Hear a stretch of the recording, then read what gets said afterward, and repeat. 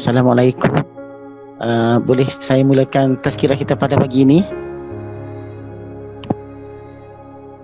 Bismillahirrahmanirrahim. Alhamdulillahirabbil alamin. Wa bihi nasta'in. La haula wala quwwata illa billahi aliyyil azim. Inna fatahna laka fathan mubina.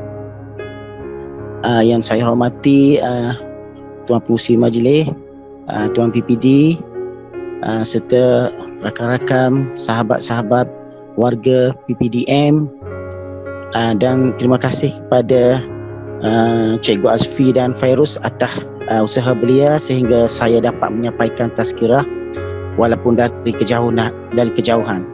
Jadi tajuk tazkirah saya pada pagi ini ialah adat berjiran. Jadi jika ada sahabat-sahabat kita yang pernah mendengar ataupun mengetahui tentang kisah adat berjiran ini, jadi maknanya tazkirah kali ini adalah menjadi satu peringatan kali kedua lah. Jadi saya mulakan dengan tajuk adat berjiran, di mana dalam kehidupan kita ini memang kita tidak lari daripada adanya jiran di sebelah rumah kita. Melainkan kita buat rumah di dalam gua lah, seorang diri. Jadi sahabat-sahabat pernah mendengar Rasulullah sallallahu alaihi wasallam bersumpah sebanyak 3 kali. Rasulullah ini merupakan insan yang bersifat sidik, benar. Apabila dia bersumpah, maka sumpah itu adalah sangat benar. Jadi Rasulullah sallallahu alaihi wasallam bersumpah, wallahi la yu'min. Demi Allah, orang itu tidak beriman. Sebanyak 3 kali Rasulullah ulang, wallahi la yu'min. Dan yang ketiga, wallahi la yu'min. Sesungguhnya demi Allah orang itu tidak beriman. Demi Allah orang itu tidak beriman. Jadi sahabat-sahabat yang berada di sekitar Rasulullah ini tertanya-tanyalah, apa yang dimaksudkan dengan Rasulullah, siapakah yang dimaksudkan tidak beriman itu. Jadi sahabat pun bertanya, qalu man ya Rasulullah, qalu man ya Rasulullah, wahai Rasulullah, siapakah yang tidak beriman itu? Maka Rasulullah menjawab, orang yang dimaksudkan tidak beriman ini ialah orang yang mana jirannya tidak tenang apabila dia ada, tidak mendapat ketenangan. Bila hidup berjiran ni, apabila nampak aja jiran dia balik tu, jiran sebelah lagi ni resah dah. Tahu dah masalah-masalah akan timbul.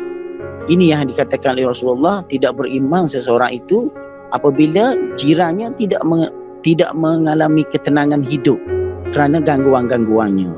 Jadi besar juga ni masalah ini ni. Kalau tidak beriman, maknanya kita ni orang kata terdiri pada golongan orang-orang yang payah nak masuk syurga lah. Jadi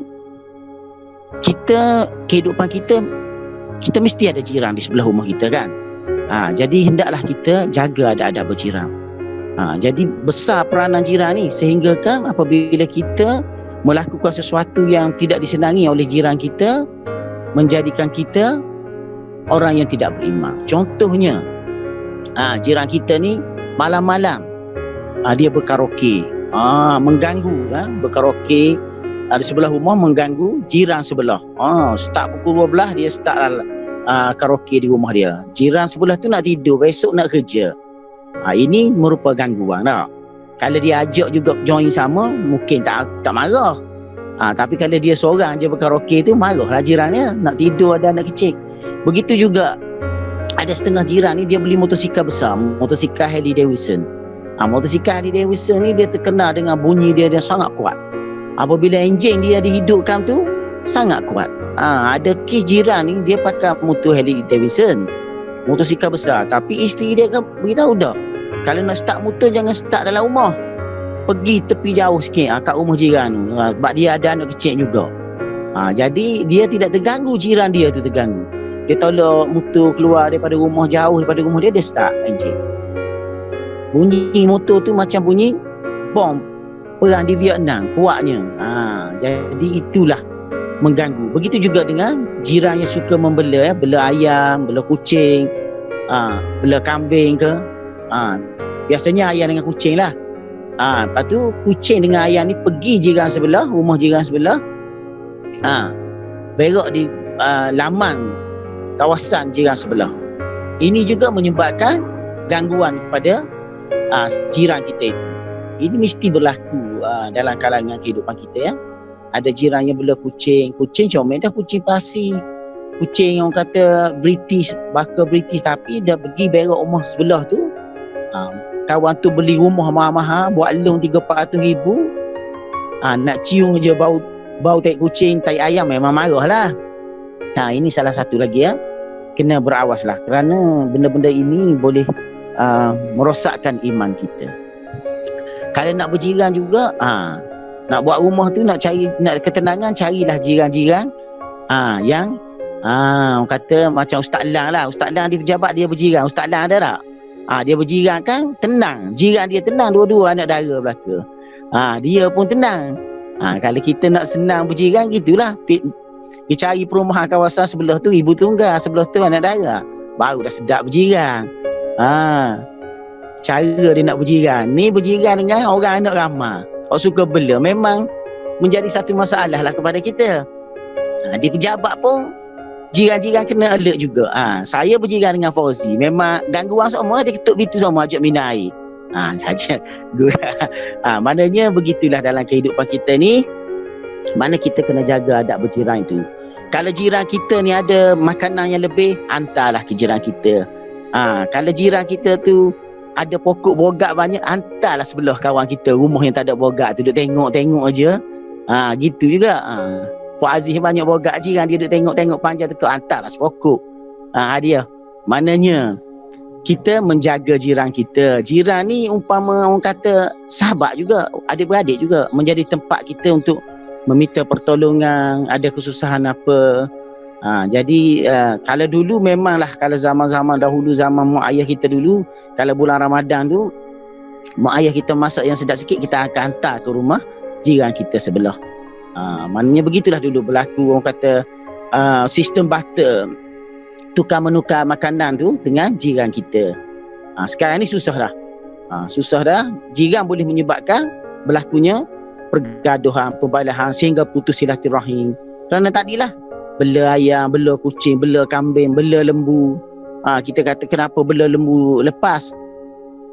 Jiran kita kata maknanya sepanjang dia hidup bela lembu, dia kata dia marah kita pula, dia suruh kita buat pagar. Lepas tu memang kerja dia dah, dia kata. Biasalah orang bela lembu lepas, tak boleh masuk dalam rumah, dia suruh kita buat pagar. Itu salah satu juga. Jadi itulah pengajaran daripada kita. Hendaklah kita sentiasa menjaga adab berjiran. Kita jangan menyakiti hati jiran kita, sama ada dengan perbuatan kita sendiri ataupun gangguan daripada binatang-binatang ternakan kita, peliharaan kita, siapa-siapa syarat kita buang kerja itu, jangan semua ya. Kerana besar musibahnya apabila Rasulullah bersumpah bahawa orang yang tidak menjaga jirannya, yang menyakiti hati jirannya, tidak tenang jirannya, maka orang itu tidak beriman. Jadi besar sangatlah musibahnya kalau disebut golongan yang tidak beriman ni. Jadi saya harap tazkirah ringkas pada pagi ini, dapatlah kita lepas ini, kalau ada jiran-jiran kita yang susah tu, kita bantulah. Contohilah Ustaz Lang tu, bagus dia berjiran. Maknanya pintu pun dia dulu dia selalu tutup, sekarang dia tak tutup pun pintu bilik dia tu. Okey, itu saja. InsyaAllah kita akan berjumpa lagi. Saya mohon maaf lah kerana tidak dapat bersama secara bersemuka. Semoga walaupun dalam talian mendapat manfaat dan mendapat pengajaran apa yang telah saya sampaikan. Jadi saya ucapkan terima kasih. Saya sudahi dengan wabillahi taufiq wa hidayah. Wassalamualaikum warahmatullahi taala wabarakatuh.